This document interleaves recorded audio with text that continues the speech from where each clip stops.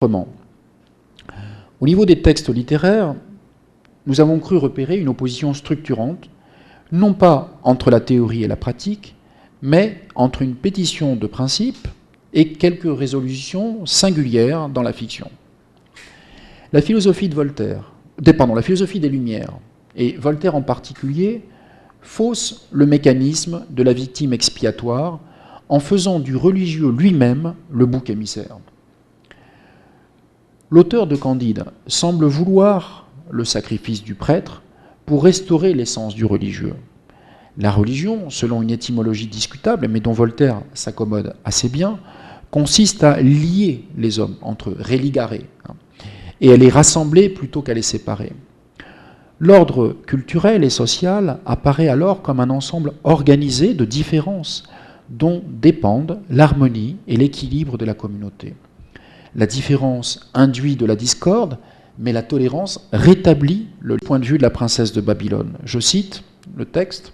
« La première de ces lois a été la tolérance de toutes les religions et la compassion pour toutes les erreurs. Son puissant génie a connu que si les cultes sont différents, la morale est partout la même. Par ce principe, elle a lié sa nation à toutes les nations du monde. Et les Cimériens vont regarder le Scandinavien et le Chinois comme leurs frères. Elle a fait plus. Elle a voulu que cette précieuse tolérance, le premier lien des hommes, s'établisse chez ses voisins. » Fin de citation. Lorsqu'elle porte préjudice à la paix publique, il devient nécessaire de combattre l'intolérance par la contrainte des lois civiles, mais aussi par l'éducation et la philosophie. Dans le dîner de Boulainvilliers, Voltaire prend le soin d'expliquer dans quel ordre il faut procéder. Je cite l'abbé. « Et si toutes les religions étant autorisées, elles se battent toutes les unes contre les autres. Si le catholique, le protestant, le grec, le turc, le messe, du prêche, de la mosquée et de la synagogue. Fréré, alors il faut qu'un régiment de dragons les dissipe. Dragons, c'est les soldats. Le comte. J'aimerais mieux encore leur donner des leçons de modération que de leur envoyer des régiments. Je voudrais commencer par instruire les hommes avant de les punir. » Tout sectaire qu'il est donc à l'égard des sectaires, Voltaire définit clairement ses priorités. La violence, fût-elle au nom de la raison d'État, ne peut jamais suffire. La critique de l'intolérance prend place dans un dispositif intellectuel plus large, qui interroge également le travail de la philosophie. La possibilité même de la réflexion philosophique est liée à l'existence de quelque chose qui échappe aux heurts des subjectivités. Or, la religion, telle que l'observent les penseurs du XVIIIe, arme à ces subjectivités. Pour prévenir donc le retour de l'intolérance réciproque, Voltaire a défini, y compris par défaut, les conditions d'une tolérance réflexive. Je vous remercie.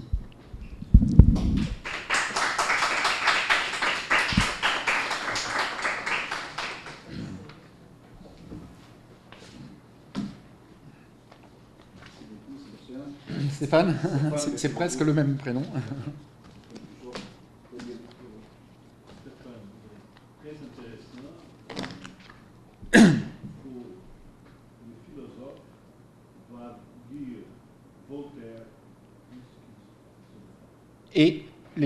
Et j'ajouterais, si tu me permets, les philosophes doivent lire Voltaire. C'est une discussion qu'on a souvent avec Sébastien, mais de ce point de vue-là, et c'est aussi pour ça que nous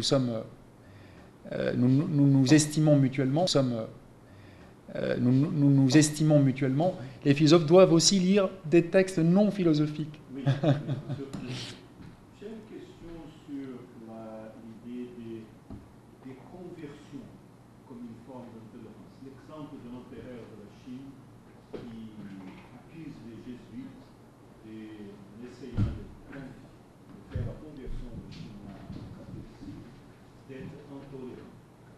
Mais je pense qu'il y a une possibilité d'interpréter la conversion comme une forme de tolérance, de changer de religion, ou même comme une forme de conciliation. Je pense surtout à Henri IV, sa conversion du protestantisme à la religion catholique. Il avait de bonnes raisons pour faire ça. Oui, Paris vaut bien une messe. Oui.